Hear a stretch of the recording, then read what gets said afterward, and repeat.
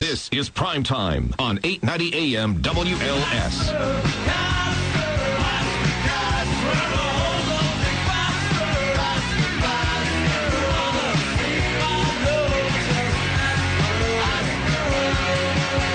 Maybe the only Mayoral candidate in Chicago the Kiss recorded a song about, I suppose. I don't know.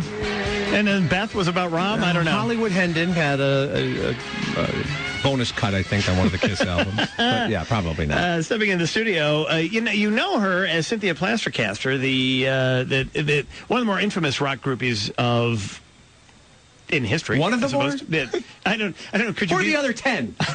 Well, there's that. What's her name? And then there's that other one. Yeah, that's right. Yeah, but now you're most famous. Before we get to your mayoral run here, so people can understand who you are and where they may remember you from. You're most famous for having many relationships with rock and roll stars, and then during the relationship, at some point, and I'd love to know how where the conversation started. Memorializing them by taking a plaster cast of their manhoodness, and in some cases womanhoodness, right? Didn't you do that too? Yes, as of late. Only for the last 10 or so years. You found women that... You branched out. I figured out what kind of container to put their appendages in. Wow. Now, can we just go back to the first time you ever did this? Oh, yeah. And... Okay, and how did? Whose idea was it? Was it your idea? Their idea? How did this all happen? Well, it was the dawn of the sexual revolution, British invasion, and me liberating myself from my overprotective mother. You grew up here in Chicago, right? Born and bred, and trying to figure out a way of getting laid and seducing these rock stars when I was way too shy to do it, and also being an art major at the same time. I was trying to meet Paul Revere and the Raiders one weekend, and I got a homework assignment to make a plaster cast of something solid, the teacher told us. And even though I'd never seen a crotch before of a man, I'd been told that they got solid sometimes. And so I thought, I wondered if Paul Revere and the Raiders would like to help me with my homework assignment, and the lead singer did. Mark Lindsay? That's the one. Wow. But we didn't actually make a plaster cast that weekend because my art teacher told me to use sand and water as the material, make the negative impression in, and that wasn't going to work out. But instead, I lost my virginity, most importantly of all. To Mark Lindsay? To Paul Revere? Yeah. The guy, Mark Lindsay. The lead singer, Mark Lindsay, the guy with the ponytail. That's the one. He was a teen idol. Wow. He was so cute. He went on to a solo career then, too. Now, but then, okay, that's the first one. And then how does Jimi Hendrix work his way into this deal? How did that's probably your most famous cast, right? Right. For a few years, I went around asking rock stars if they would help me, or they would let me experiment on them while I was trying to figure out what to use for the negative impression substance. And when Jimi Hendrix was coming to town, I practiced on a few friends and made sure that I knew what to use, and that turned out to be dental mold. And because I was a big Jimi Hendrix fan. And I went up to Jimmy. It's going to ask me the dental mold, but that's really... I love this. So not very erotic, but it smells good. But so you put this... how did you get him to go along with this? Yeah, can I just jump out? I want to jump in here for a second. I went up to Jimmy. How do you just go up to Jimmy? Yeah, how does that happen? In my case, it was, we are the plaster casters of Chicago. So intimidated by his presence. But how do you get to him in the first place? And where did you get backstage? Was it backstage? No, it was, we followed their limo after their first of two shows at the Chicago Civic Opera House.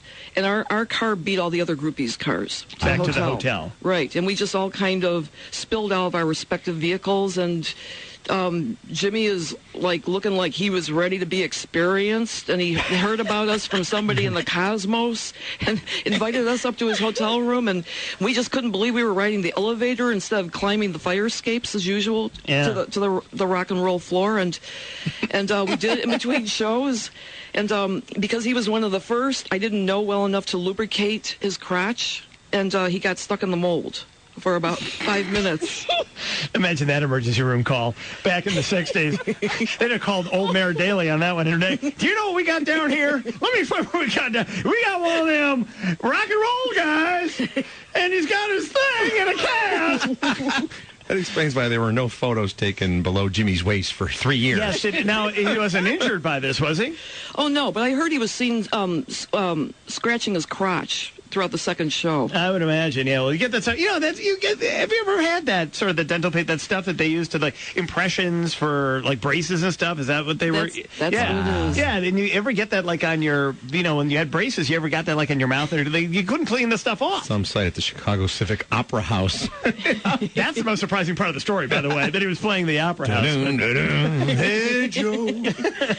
All right. Well, now, so... are you still doing this? I'm still ready and willing to do it if I have a fluffer I'm just going to move a little bit closer to Roe here. I'm okay. What? That's right. Can't see below the waist over there. That's fine. Just keep it that way. Who's your favorite that you ever did this with? I have no favorites. I don't play favorites with my babies. I've had fun. How many do you have of these? I've successfully casted about 60 men and 60. about maybe 10 or 12 women. And then there's, and I see on your website that you've also got the ones that you messed up, for lack of a better term. Actually, I got to say that the website, well, the graphic nature of the website, and I mean that on every way you can mean the word graphic, is fascinating. Yes. How you get from one page to the next, and the sort of the graphic, how you successfully achieved completion to the next page, if you will. I would say that's exactly what happens. It's very bizarre. Thank you. I suggest people go to it, but not the kids. I don't think Rahm Emanuel's website has the same features. I think it might. It'd be great if it did. Doesn't he have a Facebook profile about a certain body part of his running for mayor? That's just his nickname. All right, now here's the deal. Let's go back to this, because now, Cynthia, you're from Chicago. Where'd you grow up? South Shore. South Shore. And have you lived here the whole time? Or were you out? All but 3 years, 3 deplorable years in Los Angeles. Not a very people kind of town. Yeah. Not my kind of town. No, your kind of. So now you're back, and now Mayor Daley's not running for mayor, and this is your opportunity to jump in, and you want to be mayor of Chicago. That's right. Yeah. And I'm running on the hard party ticket. Hello. Now, what's... we're going to get to the platform. Believe you got a whole platform. I couldn't make this stuff up. But do you think that this is going to help you or hurt you, that you've been in the plaster PP business? Never asked that question before to any candidate. I think it's going to it's going to make people more interested in the political process once they can have have some fun and loosen up. Mm-hmm. And that's what I aim to achieve, to bring the ordinary person like myself aware and wanting to participate and learn more. Mm-hmm. That's been a big problem, I think. They're not bringing enough people into the process. Right. It's just all too boring and intimidating. Yeah, but if you got plastic peepees, you're good. It's an icebreaker. That's the solution. Yeah, it's an icebreaker. Yeah, just the right solution. Yeah. Do you think we should erect the big tower that was going to be the world's tallest building? Remember that? Spire. Should we? Yeah, the Spire. How do you feel about the Spire? Please, that would be my mayoral mansion. Just want to know your position on that. It's on our website. All right, let's I don't even know where to go from this at this point, but I noticed that you wrote a letter to Rahm Emanuel, open letter to Rahm Emanuel, in which you pointed out that you were going to be starting your campaign, launching your campaign on this radio program, and you dared him to call in. Is that what I saw in that letter? Yeah, I believe so. That was written kind of in the middle of the night. Really? Yeah. Come on, Ram, bring it on. Yeah. Rama ding dong. Now, when you say... Again, when you say written in the middle of the night, were you drinking? Were you smoking? What were you doing? What was going on there? Trying to cure my insomnia. Yes. And you basically said, listen, bring it on. We're gonna deal with the issues, the hard issues, whatever it happens to be. Yeah. We got this whole thing going, and I dare you to join me on the show. And you know what's really funny? He's not here, and he hasn't called in. I'm shocked. Probably just can't get through. Yeah. Would that be a double dong dare? Yes, that would be that. Oh, hello. Look out. Oh my gosh. All right, now if Cynthia PlasterCaster, who's in the studio with us, and she's running for mayor, and I'm not making this up. There's part of me that wishes I were, but I'm not. And what would you like to do? Why should one vote for Cynthia PlasterCaster? Because hard has been an operative word for me for a long time. Sure, yeah. And that is precisely how I feel about certain issues. I feel very strongly about, engaging all kinds of people in this political process. And I would, I'd be very tenacious and determined to make things happen. Like, I'd be hard on crime, hard on unemployment and corruption in the city hall. But you would still reach out to Dick Daley at some point. Preferably Dick Durbin. Okay. Thank you. Or Dick Biondi. Yeah. Hey! I did notice, by the way, speaking of that in your collection of casts, you have a very famous an iconic radio figure in this. Really? Bob Grant, who is he's the father of Punch Your Stupid Nose Down Your Dumb Throat talk radio. Okay. That is, if it were not for Bob Grant, I don't think there would have been a Limbaugh. There certainly wouldn't have been a Hannity. Hannity credits him with everything that he is. How is it possible? And Bob Grant's one of those guys who got fired in New York a million times. Yeah. We had a nationally syndicated show, and he got fired for calling David Dinkins, the then mayor of New York, a washroom attendant. Well, yeah. The first African American mayor of He's not. New York. He was the mayor. Yeah. How did that happen? Oh, yeah, I know. These things happen. I have roadies in my collection. Certain people crept into my collection way back then. But Bob's case, I think he came to me. He was he said he wanted to do a taping on an audio taping of the process while he was getting prepared for the part of being casted, and I just couldn't resist taking this guy on, seeing what he had to offer. And actually, I should have reserved it for the cement wing of my collection. Wow. But I kind of regret it. I hate to say that. Why do you regret it? Oh, because he's... Shouldn't regret anything, Cynthia. You shouldn't. I mean, it's life's a gigantic bowl of cherries. Well, true, but he's definitely not my kind of... would never be running on my kind of party. No. He was an angry. Was he soft on crime? Is that the problem? Yeah, that sums up the whole occasion. Did he not? Did you have trouble with that one? Getting that one into the proper possession? No, not at all. No, that one. No. I mean, my fluffer didn't, but she was very. Oh my gosh. Oh, you have She a just fluffer. Yeah. Oh boy. Yeah. Yeah. That's the name of your cat, right? I don't want people to think anything bad about what Who we're was your talking about here. fluffer? Why? And you weren't the fluffer. I would assume you were the fluffer in some of these, right? Oh, well, that was the original intention, but it backfired. I wound up being the artist. Because it was too much to have. You had to have. It's a two-person job. That's right. Yeah. There's a lot to concentrate on. Yeah. Oh my gosh. Yeah, because you got to get. Yeah. I cannot believe I'm having this conversation. All right. So, are you, Richard? Would you like to jump in here I've been jumping in. again? Well, I just want to point out, I had to look this up while we were having the conversation. Sure enough, when the New York Times has written about Cynthia, they always have that style. They do refer to her as Ms. PlasterCaster in their articles. Is that what it says in your business cards? No, just I think fan, artist, and collector. Cynthia PlasterCaster. It's probably not your name from birth. I mean, you probably weren't born Cynthia PlasterCaster. No. Because if you were, how ironic that you ended up with this job.